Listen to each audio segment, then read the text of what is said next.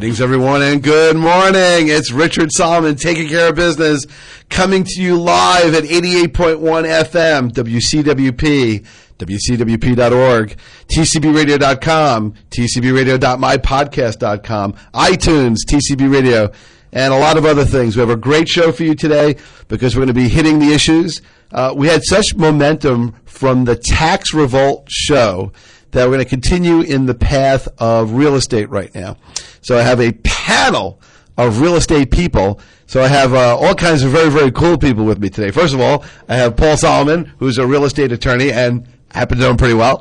Good morning, everyone, and also don't forget to check out tcbradio.mypodcast.com. All right. And title attorney, Stephen Hamill. Hey, guys. How's everything going? And he has been a frequent guest co-host with us as well. And the show that we did with Airborne Ranger Gary Dolan was a great show. So, thank you. Great shout out there. Too. And, of course, we have today's expert, Robert G. Meyer, who is with Greenback Capital. And it's important as Greenback Capital as opposed to Rubber Check Capital. All right, so let's just start up the show with the following. We're broadcasting here. If you have questions and you'd like to make a comment or follow up, you can send us an email to TCBRadioWCWP at yahoo.com. But if you want to talk to a real expert, we'd only end up forwarding the message to him anyway. It is rgm at greenbackcapital.com. And, of course, their website is Greenback Capital. That's TAL Capital.us. .us. There you go. All right, so both of them, .com and .us? One is .com, the other is .us. All right, greenbackcapital.us for Uncle Shlomo. Okay, so there we go. All right, so today's topic is what's wrong with the way regulation is dealing with real estate that's causing problems. Why don't you grab the floor? There's a number of different issues, Rich. Let me ask you a question. Oh, I hate answering questions. Say you're a bank, okay? And you're lending your money. You're the bank and you're lending money. It's my money. It's your money and you get to lend it. Could I quote Daffy Duck? My, give me. I'm a rich, greedy miser. So, Rich, the question that I would pose to you is you have a borrower, two borrowers, buying the same property. And one borrower is prepared to put down 50%. Okay. So the price of the house is $400,000, and they're prepared to put down $200 large. $200 large, and their credit is exemplary. They've never paid a bill late in their life, and all of the money is in their bank account. Something tells me that the government is going to punish them. You are being successful. You're a very, very smart man, Rich. Okay, you see where I'm going with and this. Choice number two. Choice number two is somebody with very mediocre credit. Say a credit score maybe 630, 640, 650. Just so our audience knows, could you just explain the credit scored scale because people may not be familiar with that? Credit scores generally range anywhere from a low of, say, 500 to a high of, say, 800. 800 being platinum, 500 being nobody is interested in talking with you. What is considered an excellent score today is anything 740 and above, 720 and above, even 700 and above, which used to be considered platinum. Platinum is now just considered more like silver or gold. But, for example, the example I was giving before was somebody with a platinum credit score that had perhaps an 800 credit score, was putting down 50% and had $300,000, $500,000 in the bank that was being verified. But they wanted to take out for a loan for $200,000, and they happened to be self-employed. Maybe they started their business 2, 3, 4 years ago, and it's a business where blah, blah, blah. Let's just say, for the sake of argument, that everything... They're in the radio business. Exactly. So that is client number one. Client number two has a very low credit score, 630, 640 by today's standards, really not so wonderful.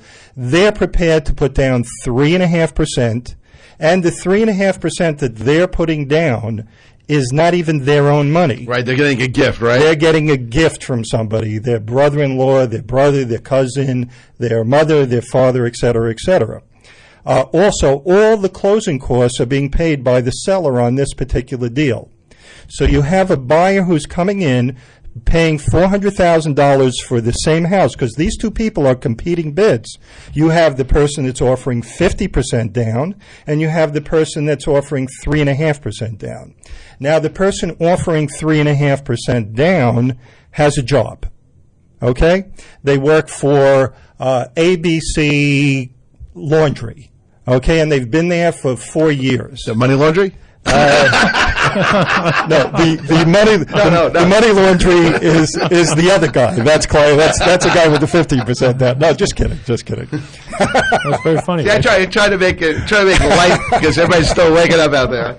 Good morning. So now again, we're back to square one, which is, Rich, you're lending your money. Now, who would you rather lend the money to? The lowest risk. Well, who in your mind is the lowest risk? The Well, man who's putting down 50%, it's all his own money, 800 credit score, verifying everything, or the fellow who's really has no stake in the deal whatsoever, putting down 3.5%, all gift money, the closing costs are all being paid by the seller, but he has a job. He makes $70,000 a year working for the ABC Laundry, let's say. Here's the thing. I know that from the world of venture capital, that they always ask one question when you have an idea, a new business. They go, how much of your money is in this deal? Because they want to see skin in the game. They want to see real commitment. Sort of like a breakfast example. They say, well, you have steak and eggs. See, the chicken participated, but the steak is committed. It's different. It's like a different. So I would like to see somebody who's committed. So when you're halfway in, the amount that you would lose half your equity if you go into foreclosure. That's $200,000. Your credit would be shot, and you'd lose all that equity. The other people have so much less risk that if the deal goes south, they could just say, you know what, I got nothing in. I might as well leave the sinking ship now while the leaving is good before I start putting more money into this. So I guess you could technically say that the person that was buying for the $400,000 has no stake in it. You say you would like to see people committed. Oh, I want the steak. I want the steak, not the eggs. Actually, wouldn't you say that the person making the loan for the 3.5% down should be committed? Oh, yeah, they should. Well, they should be, but that's... Well, do you know who's making that 3.5% down loan today? FHA? FHA. Oh, how can I? What a lucky guess. Because I've done litigation on security, not security deposits, but the down payments. Yes. Because I've had a number of cases recently where people have put their, quote, down payments down, and they were mediocre, small sum type of, in comparison to the deal. They were small percentages. And sure enough, somehow the deal doesn't come through, or what happened was probably more likely the market tanked, and they were like, you know what, let me get out now, and then I'll just sue for my money back, because I would rather sue for the $20,000, whatever it is, on that money than to really go through the whole thing. Yeah, Rich, the point that I'm trying to make here is that the developments in the market have created a lending criteria that really defies any kind of logic whatsoever. It rewards the wrong behavior. What's happening now is everyone brings up the fact that the no-income check, the stated income loans, and for anybody who's not familiar with stated income, also referred to, quote-unquote, as many people call them liar loans, loans where you don't have to document what you actually make, and the bank accepts it because, A, you have good credit, you have this, you have that. You have all the factors that lead a lender to say that you're not going to default on this particular property. But what's happening now is the government has come out with new regulations that have basically chased everybody out of the no-income check market. So now you have people that are literally putting down 50%, 60%, 70, 80% that may be self-employed, that for whatever reason they have a lot of write-offs, this or that. They don't necessarily show everything on a 1040 form, or they defer it, or they do something other than that. Right, because they have aggressive tax people behind them to help them out. Those people who are putting down these tremendously large down payments and have shown that they have the ability to pay and do pay their bills on time are being cut out of the market. Now, this is a decent segment of the market. This is a market that could create more home sales, but due to the Dodd-Frank bill, which is coming down the pike and I think goes into effect within the next 2 or 3 months, Dodd-Frank has stated that every single loan that gets done in this country requires tax returns, requires income to be verified fully. So I want to go back to the example that we started with, which was Rich. Would you prefer to lend somebody with 3.5% down or 50% down? 50%, because I'm halfway done with getting my money back. Exactly. But that's not the reality of what's going on today. The government continues to lend based on 3.5% down, and essentially people that are buying are underwater from the day that they close on this particular house. We already have 11 million homes that are underwater in this country, and we're adding to that on a daily basis. And it's a huge problem that's being developed, and with what's going on. All right, let me talk to the real estate lawyers here. What do you see out there? Do you see this is sort of the banking, but do you see this from the real estate law perspective? Either one of you. I know. I'm looking at Paul, and he's just agreeing. You know, I think we're both thinking the same thing here. I have done FHA loans, and I've always seen the insanity behind them, because if somebody is only putting down 3.5%, they could walk away from the property. They have no tie to this property. They're not invested in it, and then it becomes the taxpayer's headache.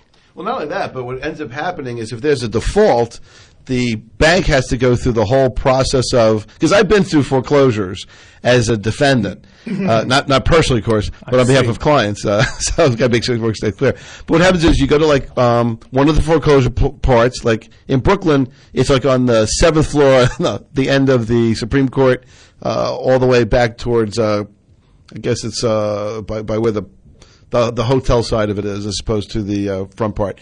And I forgot. And there's a part where there's nothing but foreclosures. It's all the same lenders. Things get adjourned. They're there forever. And I'm wondering who's paying the taxes, the insurance. If people aren't paying their bills and it's in foreclosure and the bank hasn't yet taken the property, all this stuff is at risk for all kinds of things, including loss of theft and fire and whatever.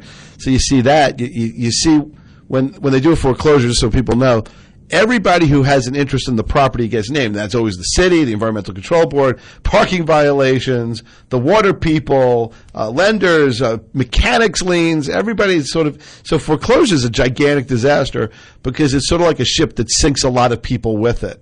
But today, that's not even like the biggest issues, because you have so much downward pressure in the market because of all these properties that are, simply available. You're chasing the values down the hill. Well, what is real estate declining at right now? Is it like 4% a year or something like that? What's the statistic? I haven't heard the recent number, but what was the last thing you heard? The last I heard was 4%. Yeah. Right. Yeah. So what should be done? Well, because in this show here, we had 2 real estate lawyers.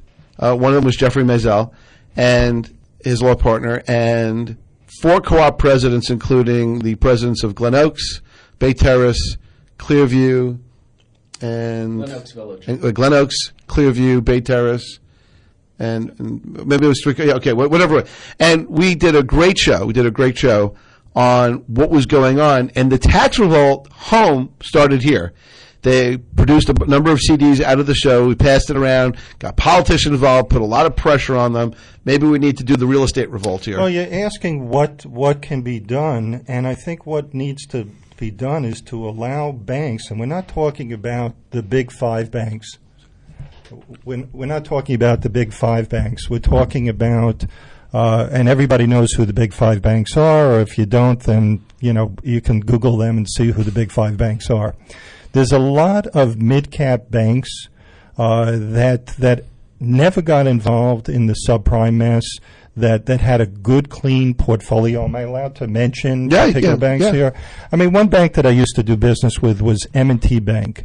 And M&T Bank had a very, very good program up until about last year, which was they were offering a home equity line of credit where they would give a moderate line to somebody who had good equity in a property. They might lend them up to $50,000 or $100,000 without going through the usual rigmarole of checking all the documents that the bank would normally check. If they saw that the credit was good and this and that, they would say, okay, we feel that we have a good position here. We're going to make a business decision, and that business decision is that these people are very, very capable of handling a $50,000 home equity line of credit, and we're going to give them that money.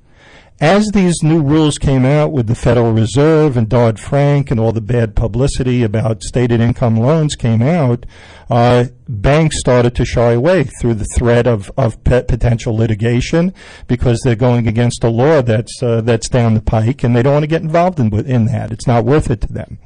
So one of the things that can be done is to relax, start to look at the logic of what you're putting in place, and I'm talking about the federal government, what they're putting in place, and how it's preventing lenders from making good quality business decision. That quality of a business decision has essentially been taken out of the hands of banks that used to make decisions for themselves. All right, you are listening to Taking Care of Business, WCWP 88.1 FM, Brookville, New York. The show is Taking Care of Business. I am co-hosted by some fine, fine people. My brother Paul Solomon, attorney at law, real estate lawyer. Stephen J. Hamill, attorney and professor. Yeah, thank you very much. Did we see you at Gilligan's Island? You must have got like help out coconuts. And more importantly, our guest, Robert G. Meyer, don't leave out the nickname. The Mortgage Messiah. Should I say that like more deep? The Mortgage Messiah. I think you go an octave lower. The Mortgage Messiah. I like that. That's right. Of Greenback Cap. Now, I know I mention this every once in a while on the radio, but I always thought that the funniest thing I ever saw, ever in a movie, was when Mel Brooks was doing History of the World Part 1. And he's dressed like Charlton Heston from the Ten Commandments. And he comes down, he's wearing the red robe, he's got the beard, and he's talking to God, and God says, "Give thy people thy law." And he goes, "I'll do that." And he comes down with all these tablets, and he goes, I've seen God. He's given us thy law, and he's given us these. Whoa. And you see like one tablet falls or breaks into 5,000 pieces. And he goes, 10 commandments. Which shows that Moses really thought fast on his feet. But when you're talking about these 10 commandments, it's really a good transition because you got to ask yourself what the function of government is. And I think, as you're talking about this, you have to say, what is government's purpose? Is it simply to regulate, or is it to do policy decisions that they feel that they want to influence? And in this case, it doesn't necessarily appear to me that these are just regulatory things, but they're almost policy-driven choices. Micromanagement. And through the policy choices, they're changing the business dynamic. And it's a shift from when our founding fathers first started this republic and to what we're doing now. It's really a shift, and that's how I see it. I don't know if you guys disagree with me, but... No, I agree. First of all, where in the Constitution does it say the government has the right to make a loan?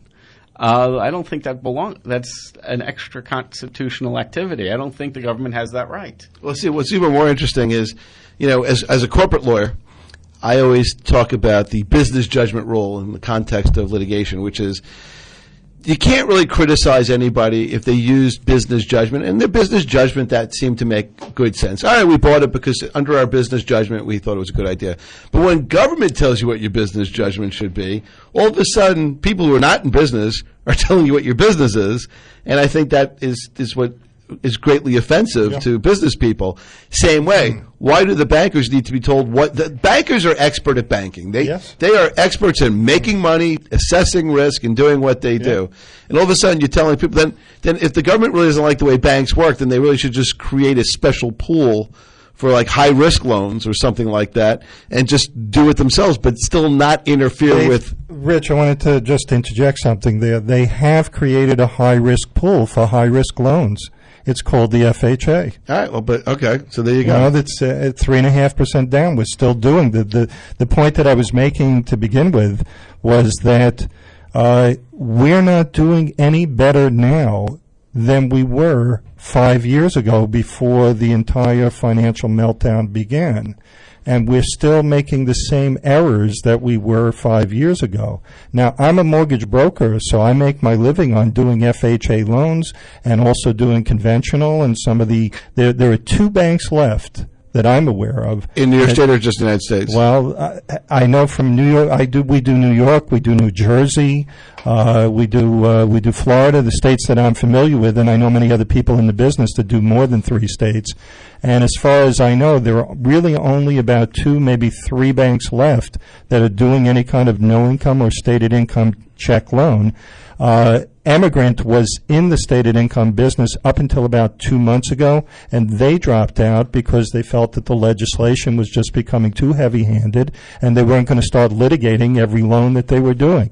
So they were a viable lender that were making common sense loans that were anywhere from 45% down to 60% down in many cases. Yeah. Yeah, and those were the loans that they were making. They were getting a good return on their money, and people that were taking those loans were happy to get those particular loans. But they left the stated income business simply because the pressure became too great on them.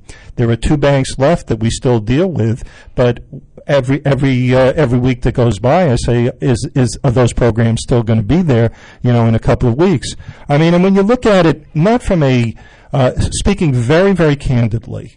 From a realistic point of view, you have many, many communities in the New York area, like the Chinese community. You have other similar communities, the Korean community, that do deal, let's call it the way it is. They have cash businesses. And do we want to deny these people the opportunity to buy a home? Keep in mind that we have a real estate market that's sinking, and we're taking viable people who are prepared to put a great deal of money down on a particular house. We're saying to them, you're not eligible for a loan, but we're going to give it to the person who's competing for the same house with 3.5% down, but you're putting 80% down, you're not getting the loan. The person with the 3.5% is. So basically those people are being forced to just buy an all-cash deal, essentially. If they have all of the cash, but many times it's not all cash, and they do need some kind of mortgage financing. But if you're trying to repair a real estate market, you do it by making effective decisions to repair that market. Is it an effective business decision to say, you've got great credit, you pay your bills on time, but we're not giving you a loan because you don't meet the parameters that we're looking for you to meet? And again, if I'm lending my own money, would I prefer to lend to somebody who's putting down 60%? Of course I would. It's a no-brainer, as they say. Oh, absolutely. So, but what can people do to, people always say, well, what can I do? I'm just one person. What can people do? I know with the tax revolt, we actually had a very interesting thing because people were highly motivated because the potential tax increase to the co-op and condo residents that we addressed in the show was like 152% in 1 year, which was just catastrophic. And then the city of New York said something like, all right, well, we'll phase it over 2 years. I'm like, oh, good. So it's only 75% 1 year and the other 77 the next year. But we put just enormous pressure on people. We threatened litigation. It was just the amount of people calling and complaining, the press that was received in the newspaper media, like the local newspapers, like the Bayside Times and the Queens Gazette, and all those types of papers, really got a lot of traction. The Daily News and a lot of other, more mainstream, bigger papers covered it too. So there was just this overwhelming surge that the politicians and the lawmakers had to yield to. How do we do that here? What do we do? What should we tell people to do? That's a very, very big and complete question. And as far as what we can do, I suppose, you can call your local politician. You can, I'll give you Is this more of a federal thing? Is this something you got to call your senators? It's both federal and local. I'll give you an example. Let's take it to a local level so it makes it a little bit easier, perhaps, for people to address it rather than going to a federal level. We live in New York State. When you buy a home, say in the city of New York, you have a little thing that you have to pay called New York State mortgage tax. Now, and how much is that? It's generally, Steve, what is it, 1.8%? It depends on the amount, the type of property. But it's about 2%. Yeah, it's a substantial amount of money. I'm going to round it off and say it's 2%. In some cases, it can even be more than 2%, because what people don't realize is the bank actually kicks in 0.25% too. So usually what happens is the borrower pays 1.8%, and then the bank pays 1/4%. So you're looking at 2%, 2.05% on a transaction. Now, if somebody in New York State is taking out a mortgage for $500,000, that's $10,000 in mortgage tax. So say that's a little bit of a damper. You're not kidding. Rich, say you bought a house last year, and rates were a little bit high last year. They were 6.5%. By today's standards, that's high. And but you bought the house, and now you've got a rate of 6.5%, and you want to go to refinance it. Right, because I can get 4.9%. Now you can get 4.9%. Well, what the state says to you is you can, no problem. You could go to any bank you want, but you're still going to have to pay New York State mortgage tax when you go to refinance your loan. So even though you just paid a little over $10,000 when you bought the house in mortgage tax, it's not enough. Now you're refinancing, and you've got to go back, and you're going to pay us again. And by the way, if you ever want to refinance again, you'll pay it again and again and again. Now, the interesting thing is that there is a caveat in the law that allows you to not have to pay the mortgage tax. It's something called consolidation, extension, modification, and those are used quite frequently. So there are loopholes, but in order to obtain that loophole, you've got to pay out what can sometimes be $2,000, $2,500 just to avoid paying the mortgage tax. Well, substantial delay and possible rejection of the documents. Note is missing, something's wrong, and then you can't do it. Right. It is. It's they grab you by the ankles and they keep shaking, and even though like $10 comes out, they really want 25. So yeah, but there's other hidden taxes. You got mansion tax, 1%. If you're on the Peconic Bay region or if you're on the East End. Plus, when you sell it, you got transfer tax, both on the state and the city level. So these are, I guess, really hidden taxes, I would classify them as. Most people aren't aware of them until they go into the transaction. But there have to be limits. There have to be limits when people stop saying, people start saying, I'm not going to do this. Either it's a bank conducting business or people investing in real estate. When do you reach those limits? Well, I guess what was kind of interesting is for the government, this was just giant cash, because when the real estate market was super hot, they were making money on the buying, the selling, the mortgage tax, the property tax, the this, the that. The recording charges, the deeds, exactly. The mortgages, SATs, assignments, everything. In the meantime, if you go across the river... Okay, wait. It is almost 29 minutes after, so what we have to do is we have to take a mandatory hard break, so we'll be right back after this. Don't go anywhere at all.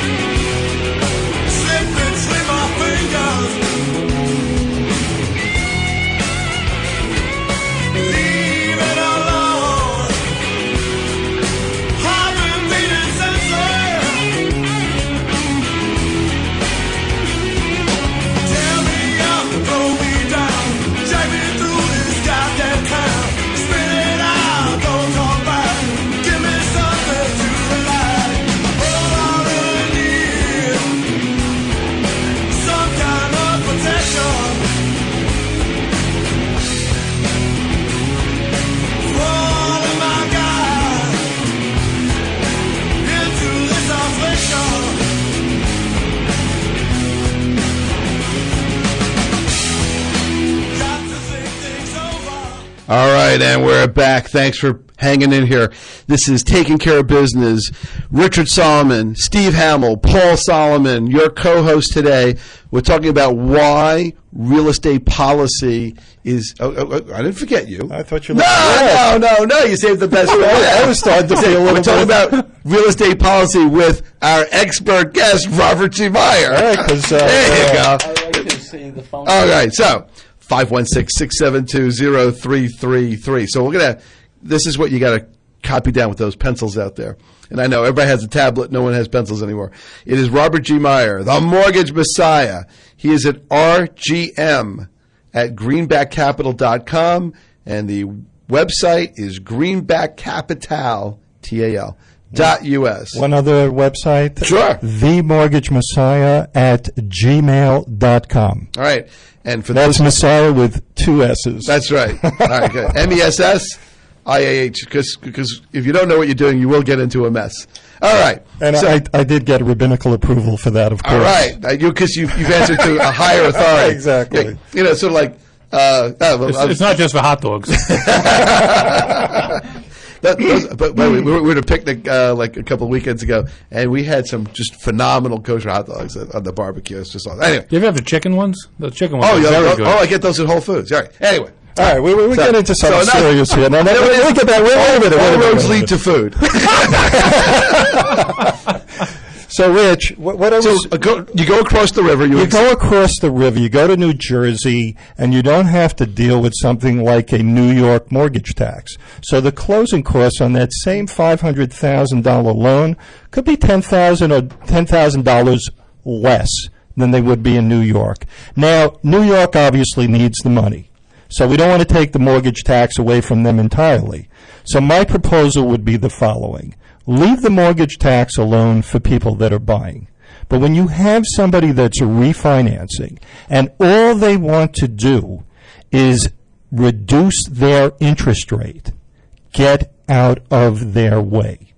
Put some kind of a moratorium in place for 2 years, 3 years, see how it works out. Many times, probably 50 to 70% of the time, New York's not getting the money anyway because people are doing what I alluded to earlier. They're going for CMAs. But the CMAs put extra money in the bank's pockets, in the attorney's pockets, forgive me. That's all right. We make our money all kinds of ways. But if I was to, again, to make that proposal for people that are just reducing their interest rate, get off their backs.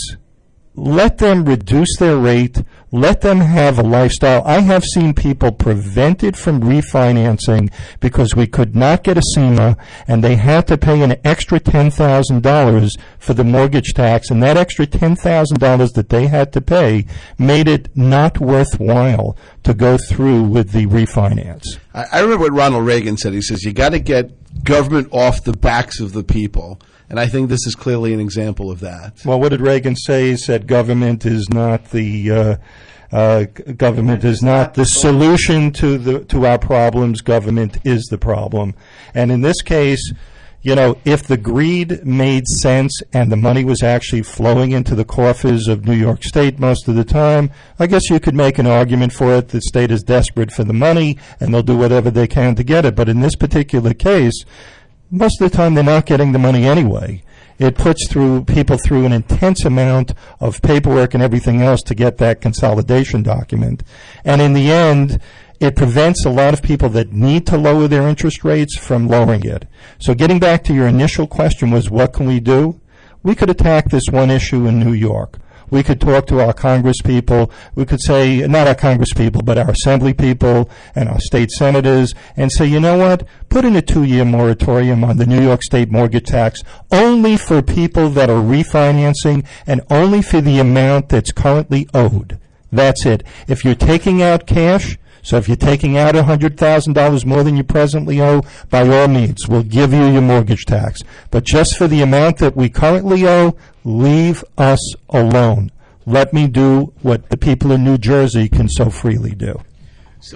So New Jersey does not have any mortgage tax? No mortgage tax, and from what I understand, there's very few states in the country that even have a mortgage tax at all. Somebody told me that Oklahoma has one, but based on the prices, and I think it's 0.25%, There may be a couple of others out there, but I don't know. I just had an intern hand me the. Actually, I just Googled it. But let's pretend. I just had an intern give me the following information.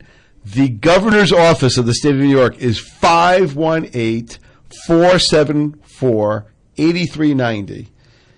Call them. Call them and complain. Let's say, because Andrew Cuomo is the current governor right now, and he seems to be, at least in listening mode so far. So give him a call, 518-474-8390. He is at the New York State Capitol, CAPITOL building, Albany, New York, 12224. And, let's start sending some letters and making some phone calls. So 518-474-8390.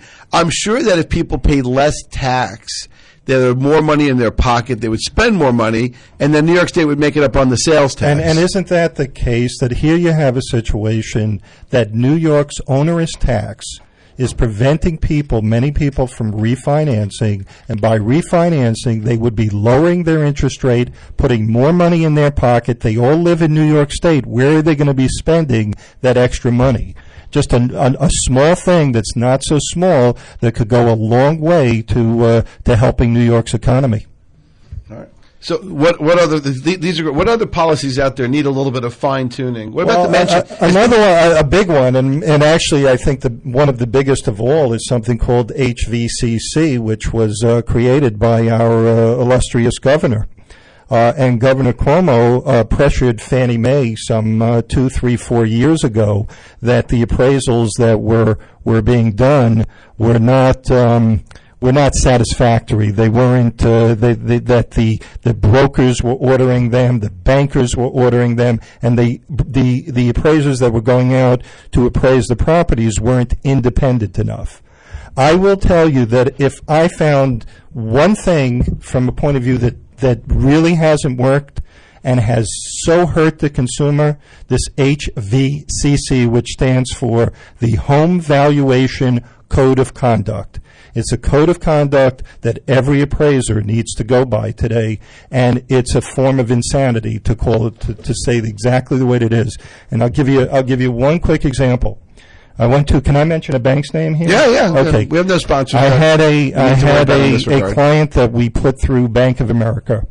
Bank of America then takes it to their management company. By the way, a simple appraisal used to cost $300, $325. Now they can cost as much as $470, $500. I've even seen them cost over $600 for a basic appraisal, because HVC corrected the system by giving the banks even more business. What's happened here is that all of the appraisals have to go through management companies. Who do you think owns those management companies? Who? Take a guess. Federal government? No. The real estate industry? The banks. Oh, so it's like the left arm and the right arm. It's unbelievable. It's unbelievable. The banks own the management companies that manage the bank, that manage the appraisal, and that's supposed to correct the system. So just to give you an example, we had a deal that went through Bank of America, and we sent it over to Bank of America, and the property, which is in Oceanside, New York, appraised out for $510,000. This was a very, very gorgeous house. We all agreed that the appraisal was kind of ridiculous, coming in at $510. What, it was too low? It was way too low in this particular case. So what we had to do was, because it's very, very hard to challenge these appraisals once they're in, we had to change banks. Okay? So we sent it, again, I can mention the other bank. We sent it to Sovereign Bank. Okay? Sovereign Bank went through their management company. Their appraiser went out there, appraised it for $590,000. The same exact house 1 week later. How does that happen? Scaffolding. Paint. But not to be the wet rag here, but I would say that there have been abuses in the marketplace. No question. No question. And some I'm sure none of this would have gone on in your offices, but there have been inappropriate things that happened, and because of the various levels of insurance and governmental programs, that the government does have a substantial governmental interest in making sure that that the proper things do go on. Maybe the pendulum hit the other side of the wall in certain areas, but I don't think you can simply just dismiss the legitimate governmental and interest. Steve, that's a very, very good point. So which is the correct appraisal then? Is the 510 correct or is the 590 correct? I don't know. It's a diminishing. I mean, it's like chasing. Like I said earlier, it's like chasing a ball down the hill right now. Well, again, these are both done at virtually the same time. So if there was a year apart between the appraisals, you could make an argument. But when they're 1 week apart, you really can't make that type of an argument. This is only one example that I'm giving you. I mean, there's other examples where they're $200,000 apart. We had one in New Jersey that one bank appraised for $720 and the other one appraised for $920. I mean, it's crazy stuff. The biggest part of it, though, as a broker, I used to have portability of an appraisal, which meant that I ordered the appraisal was assigned to me. If Bank A decided that they, for whatever reason, didn't want to do the loan, I could move that appraisal to Bank B or Bank C or Bank D. Now, if Paul, you apply for a mortgage, and we try to do it with Bank A, and Bank A refuses you, you're out the money for your appraisal. If we go to Bank B, we have to do a brand new appraisal, a second appraisal, which you're going to have to pay for again. Even if it's the same person appraising it? It's not going to be the same person appraising it because every bank it's not a uniform thing that's going on here. Every bank has their own management company. Wells Fargo has a company called RELS. Bank of America has LandSafe. This one has this company, this one has this company, and none of the companies talk to each other. So what winds up happening if a bank, and it's happened many times, Bank A doesn't like the loan, they deny the loan, we go to Bank B, they do the loan. But in this case, this consumer has to pay twice. Now, why is the federal government so concerned with the appraisal? Because if the bank finds it acceptable, why should the government care? Well, you got to recognize that probably 90 to 95% of the loans that are being done in this country right now are government-backed loans, either FHA, Fannie Mae, Freddie Mac. There's very, very few portfolio lenders anymore because the government has monopolized the market. But the thing here is that, and I can tell you this from real firsthand experience working with it, that every time the government comes up with another rule, it winds up costing the consumer more, not less. And that's a problem. We went from $300 for an appraisal to $470, $500 for the same appraisal because now the management company has to get their cut. You are listening to Taking Care of Business, TCBRadio.com. Maybe at the end we'll put a CLE code for this. They'll submit this for a CLE on real estate policy because it is being conducted by 3 attorney instructors. So there you go. So we'll put a code at the end of this. By the way, if you do want to make a complaint to your United States senators, the senator phone numbers for the New York State Senate people are 202-224-4451 and 202-224-6542. And, of course, you can always Google Firefox or Bing or whatever it is that people do to use on searches. But they definitely, you've got to start taking action. We can't really just be sitting back there and taking it on the chin anymore. Now, there's one other thing that I wanted to add to this that's very, very important. The individual appraiser's fees have been cut down substantially. An appraiser maybe in the past was paid $200 for going out to do an appraisal. That individual appraiser may be working on half that these days. There is an old adage, you get what you pay for. And what that means in this particular case is guy wants to get in and out as quickly as possible. He may not, and there's very, very good, and I'm not saying this to impugn any of the very, very good appraisers that are out there, but guys don't have the time. If they're getting paid $100 for an appraisal report, they need to get in and they need to get out, and they may miss data simply because they don't have the time to spend. They've got to get to the next appraisal, which you wind up with these huge swings when you actually get to see 2 appraisals on the same property. There's other issues with this too. I mean, one of the big issues simply is I can no longer communicate with an appraiser. I'm not allowed to talk to appraisers anymore. The real estate business, the mortgage business, is such a the need for communication is so intense that you really need to be able to communicate with lawyers, with real estate brokers, with the appraisers, et cetera, in order to do a effective job in representing your client. In this case, it would be the borrower. If I can't talk to an appraiser to discuss comparables that he may have missed, it leads to less efficiency, not more efficiency. Let me ask you a question, Paul. Let's say you are you want to refinance your house. Okay. Okay, and we want to get an approximate value because no one can ascertain today, based on the changing environment in real estate, what your house is going to be worth. You bought it for $600,000, hypothetically, in 2004. We want to do a rate reduction refinance, and we need it to be, it's got to be worth $550 in order for us to complete that rate reduction. Not a cash out, just a rate reduction refinance in order to complete that properly. I can't even tell you in advance whether we should proceed or not because I can no longer communicate with an appraiser. I used to be able to call up an appraiser on the phone and say, Mr. Appraiser, can you please look up the property and give me an idea where we would be as far as the value of this particular property. Based on that, Paul, I could tell you whether it's worth it for you to start spending money to commence your refinance or not.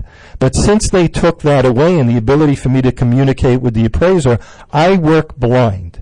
I have to physically take an entire application from you. I've got to take your tax returns, all your information, and after I've done all that, I submit it to the bank, and about a week to 10 days later, I'm allowed to order an appraisal. So in 2 weeks, you might find out what your property is worth. And if it's not worth $550 and it comes in at $535, you're not going to be able to do the refinance anyway. Wouldn't it have been nice to be able to pick up a phone and say, what do you feel the value is here? And I guess you can't pre-order an appraisal.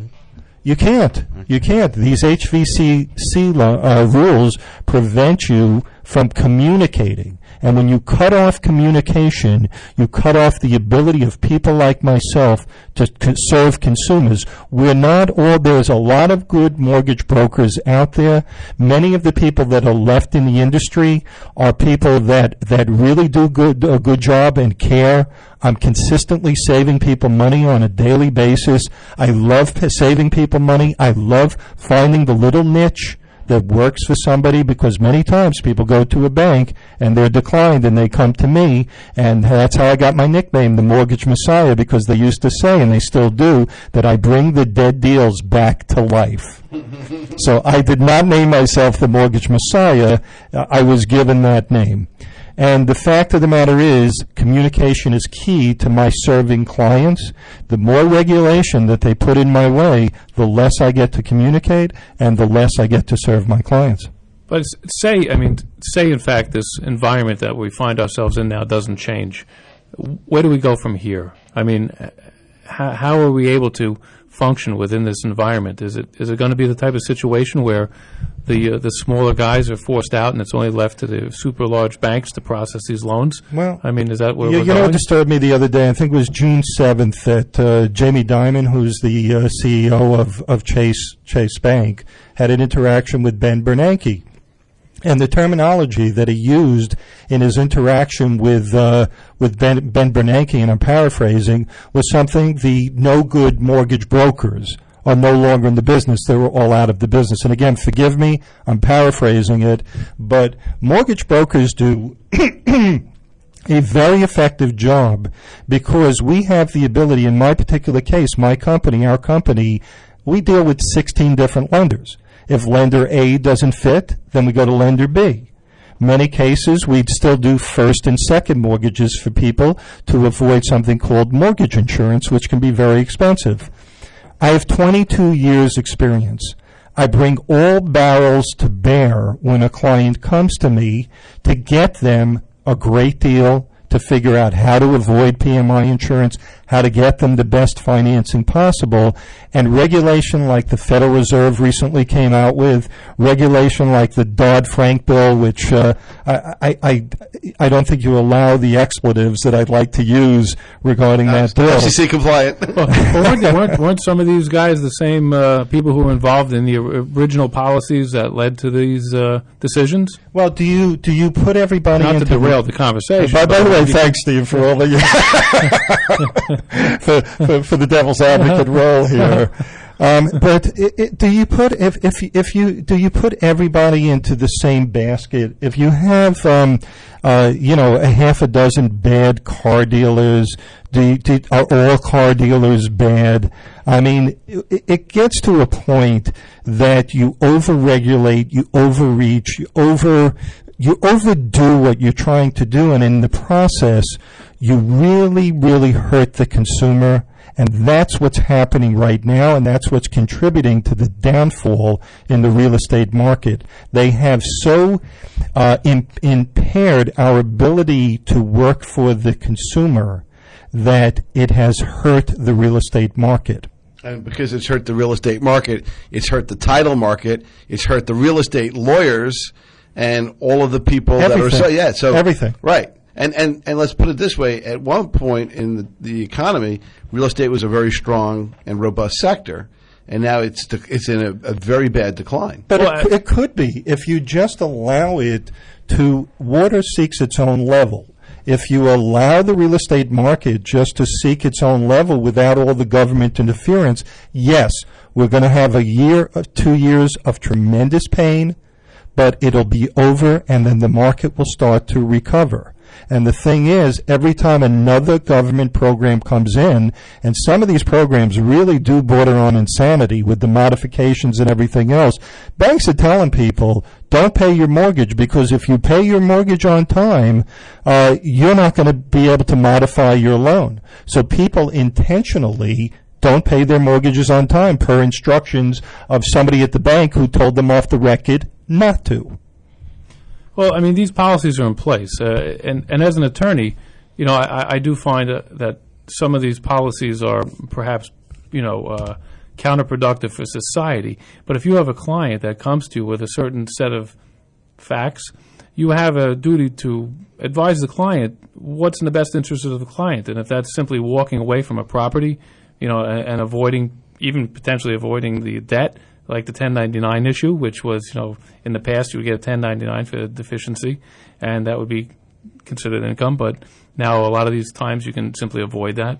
How do you not advise your client to do what's best for your client, even if it's somehow... Well, I think what Rob is trying to say is that we need the laws to change so that the industry can kind of loosen up and seek its own level. Yeah, because there's no doubt. right now, as lawyers, we're faced with that dilemma. Of course. And that's what's killing the industry and bringing everything down and hurting lending and all these practices. But it doesn't change the fact that we have to operate right now within this environment. Right, but lawyers can be a force of change, too. Of course. And so for all the lawyers out there who are listening, maybe you guys need to start motivating and making those phone calls and faxes and to the government, because it's in everybody's interest for the economy to improve. Well, even like you said with the title business, in New York they were talking about the public option title insurance, where they were proposed in Albany, where they're going to say, look, we'll just have it instead of having title insurance offered by independent companies, we'll have the state of New York offer title insurance. The whole environment in the real estate sector is changing. Even look at the truth in lending disclosures. If anybody's prepared RESPAs lately, the HUD statements with all the disclosure fees, that's radically changed also, in regard to what fees can be disclosed, shouldn't be, certain parameters. It's crazy. And it's a shame as attorneys we have to be so careful about what we put on the HUD for fear of jeopardizing a closing. Because I know that the banks are much strict with any changes to the HUD. Well, you brought up the HUD, and that's a very interesting. We have 45 seconds, but then we'll come back. So should I do my rendition of Melancholy Baby? Give us the sound bite that we're going to come back to. I just lost my train of thought. You're talking about HUD. Oh yeah, we'll talk about the HUDs. Well, when we come back, we'll explain what HUD is. It stands for Housing and Urban Development. There is a form that they have created to tell people what their closing costs are so that they will be easily understandable, and we'll go into that as soon as we come back. All right, so we'll be right back. You're listening to 88.1 FM. This is a hard break at 55 minutes after the hour.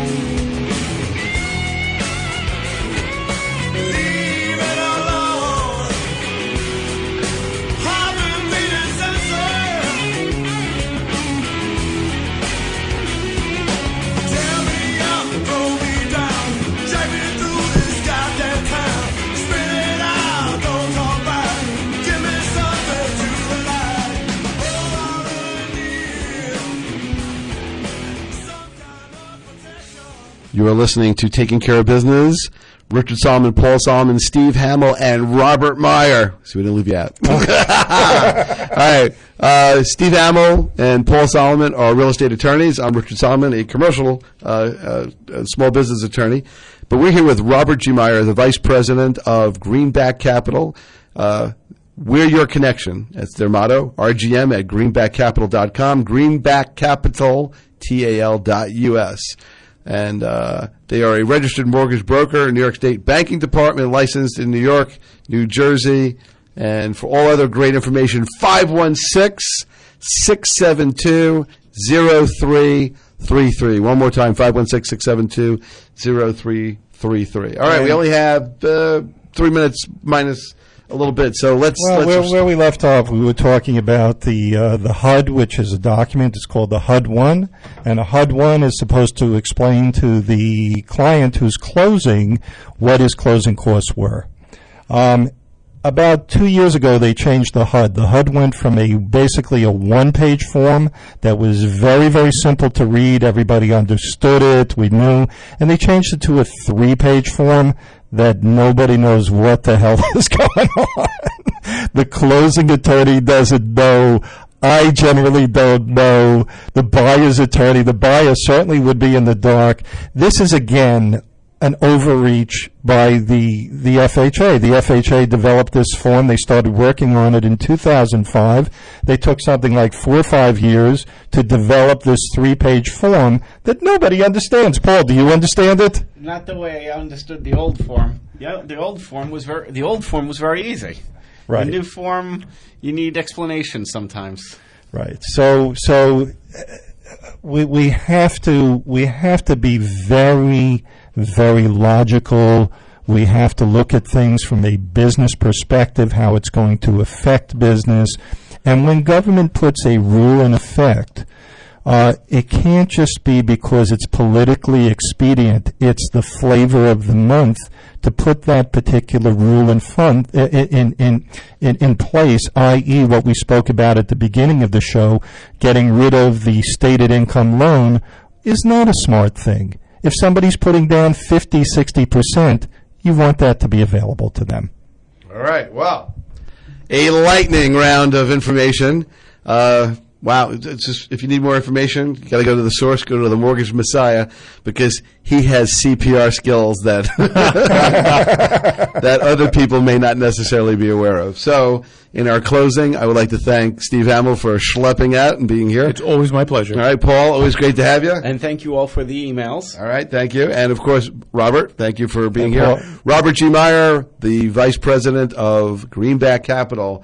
We're going to close it out. We'll see you in a week. Look for us on the web. Let's see, tcbradio.com, iTunes, my podcast, tcbradio.mypodcast.com. Always here on 88.1 FM, and of course at WCWP.org. Thanks for listening. We'll see you next week. Take care.